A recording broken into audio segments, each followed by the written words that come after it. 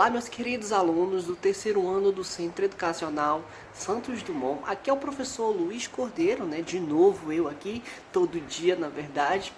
E na nossa aula de hoje, gente, finalmente sexta-feira, né? Dia 26 de fevereiro, a gente está aí no nosso último dia da semana de aula, tá bom?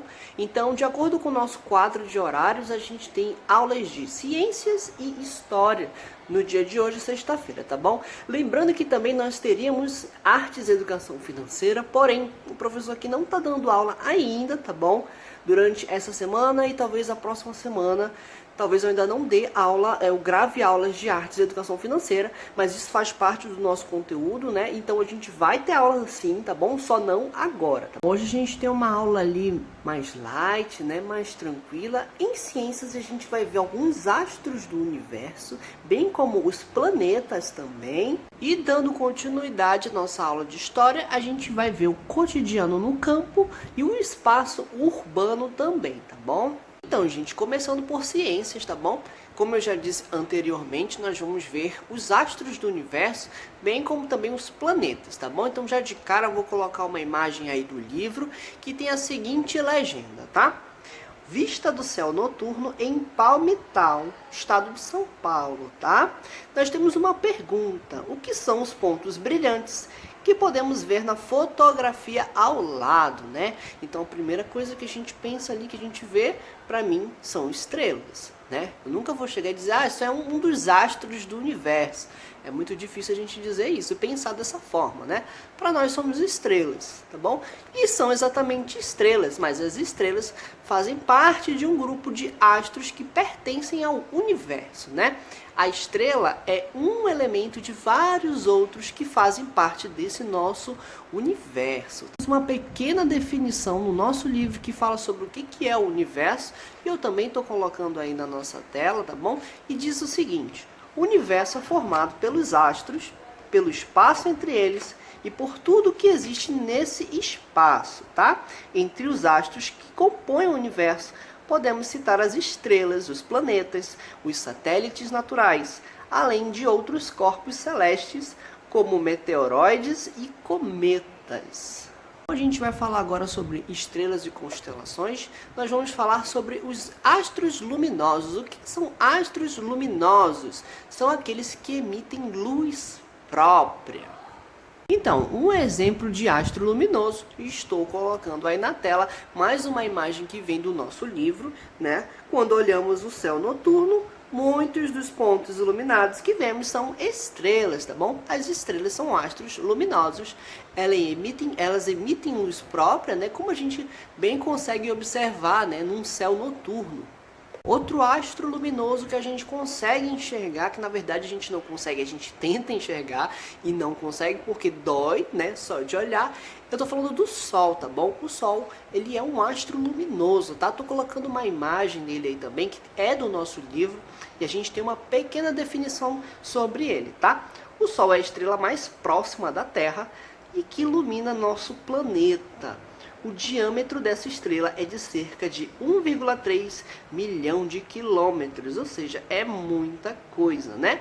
O Sol é apenas uma das inúmeras estrelas no universo e também um astro muito quente. Em seu interior, a temperatura pode atingir até 15 milhões de graus Celsius. Então a gente já imagina como deve ser quente lá no Sol, tá bom? Tão quente que por conta da sua iluminação a gente não consegue enxergar, né? Colocar o olho por muito tempo ali no Sol de dia. E não façam isso, tá bom? Porque faz mal para a saúde, tá? Agora a gente vai falar sobre um grupo de astros que são luminosos, tá bom?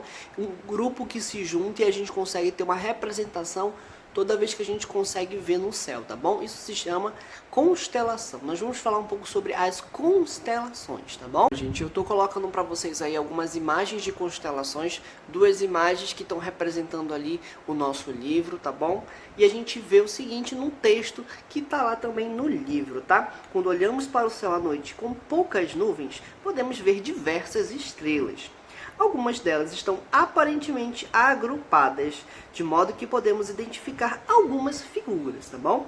Esses grupos aparentes de estrelas e a área ocupada por elas são chamados constelações. Como nós já vimos, esses agrupamentos de estrelas podem formar algumas figuras, tá bom? E essas duas imagens aí que a gente tem do nosso livro, uma está representando a constelação Ursa Maior, tá bom? E a outra está representando a constelação de Órion, tá bom? Nós temos aí muitas outras representações de constelação. Agora a gente vai falar de astros não luminosos, tá bom? São aqueles que não emitem luz própria, mas que recebem a luz de alguma estrela. Estou falando, por exemplo, dos planetas, tudo bem? Nós temos aí como representação no sistema solar 8 planetas, tá bom? Que está incluindo o nosso planeta, o planeta Terra.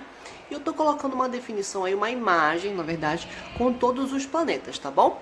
A gente tem no sistema solar o Sol, que não é um planeta, tá bom? O Sol é uma estrela, essa estrela ilumina os outros planetas, já que os planetas ali, eles não são corpos iluminados, né? Luminosos. Eles não emitem luz própria, eles recebem a luz do Sol, que é uma estrela, tá bom? Nós temos aqui o primeiro, Mercúrio, depois a gente tem Marte, temos Vênus, a Terra, Júpiter, Saturno, Urano e Netuno, tá bom? Eu não coloquei na ordem, tá? Tô falando, só tô fazendo a leitura, eu não fiz pela ordem dos planetas. A gente consegue ver pela imagem qual é essa ordem, tá bom? Uma pequena curiosidade aí, tá bom? Desde o ano de 2006, nós tínhamos aí 9 planetas no sistema solar. Nós não tínhamos 8, porque nós tínhamos o planeta Plutão, tá bom? Que hoje em dia ele já não é mais considerado um planeta. Eu tô colocando a imagem dele aí e eu vou trazer uma informação que tá no livro, tá? Como eu disse antes, até o ano de 2006, Plutão era considerado o 9º planeta do sistema solar. No entanto, por uma decisão da União Astronômica Internacional, ele passou a ser classificado como um planeta anão. Isso se deve ao fato que Plutão não possui todas as características para ser classificado como um planeta. Gente, para casa nós vamos ter uma atividade, tá bom? Na página 187, tá bom? É somente essa página para fazer atividade com relação aí aos astros do universo e os planetas também, tá bom? Gente, dando continuidade ao nosso capítulo de história, que fala sobre conhecer os municípios, né? A gente tá vendo essa questão do espaço urbano, do espaço rural, tá bom?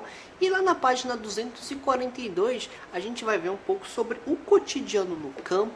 Eu estou trazendo vários trechos, porque a imagem ela é muito grande, então eu vou recortar os trechos e vou colocando aí na tela para vocês. A gente vai ter um exemplo, tá bom, do cotidiano no campo. No caso, é o cotidiano da Bruna, tá?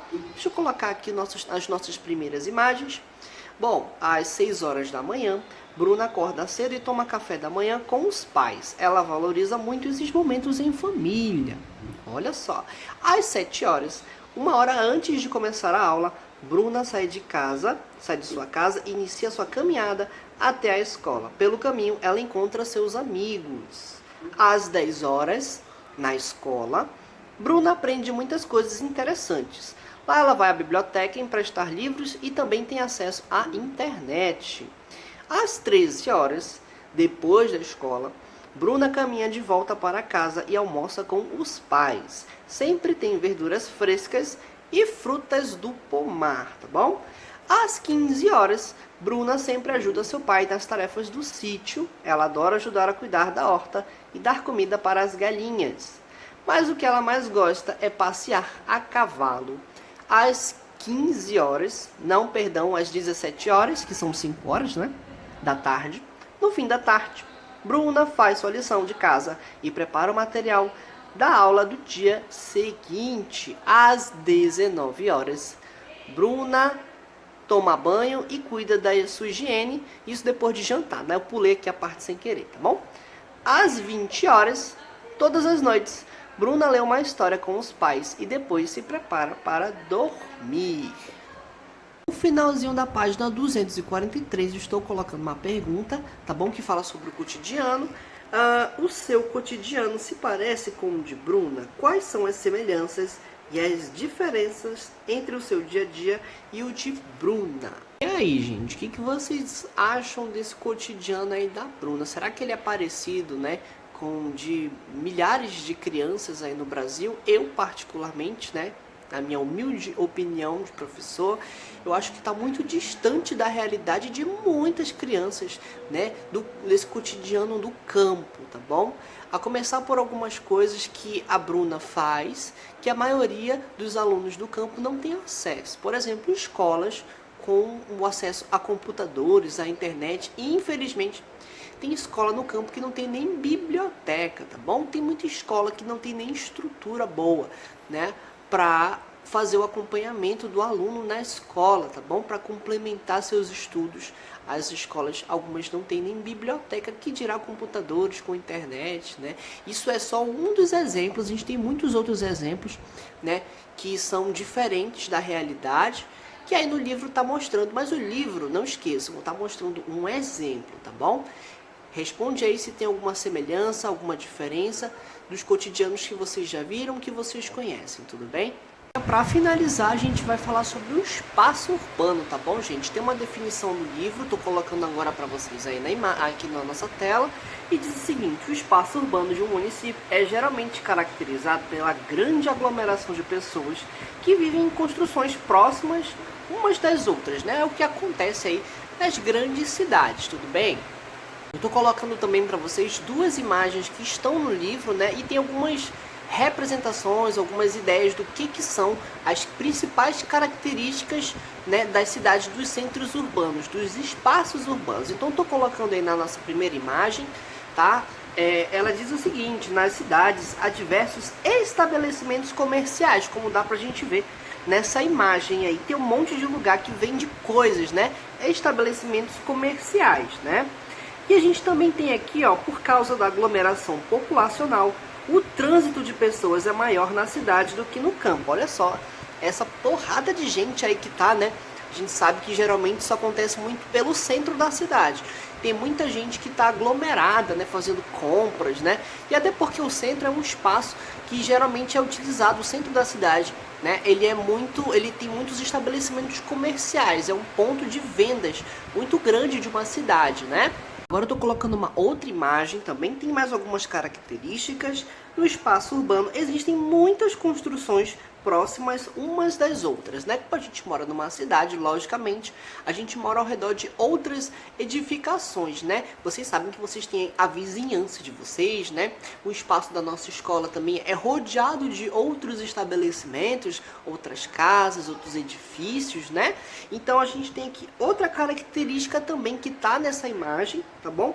O trânsito de veículos nas cidades é maior do que no campo e o transporte coletivo costuma ser muito utilizado, tá bom? Nessa imagem a gente tem uma representação, né, do trem, né, lá em Salvador, na Bahia, né? Então não é o caso daqui de Manaus, mas a gente também se utiliza muito do transporte público, os ônibus, né, que também passam ali pelos terminais, que tem uma grande aglomeração de pessoas. Não é o momento agora, por conta da pandemia, mas a gente sabe que antes desse momento, né, a nossa cidade sempre foi muito aglomerada, principalmente no centro e nos terminais de ônibus, tá bom? Pra gente finalizar, nós temos atividade na página 244, tá bom?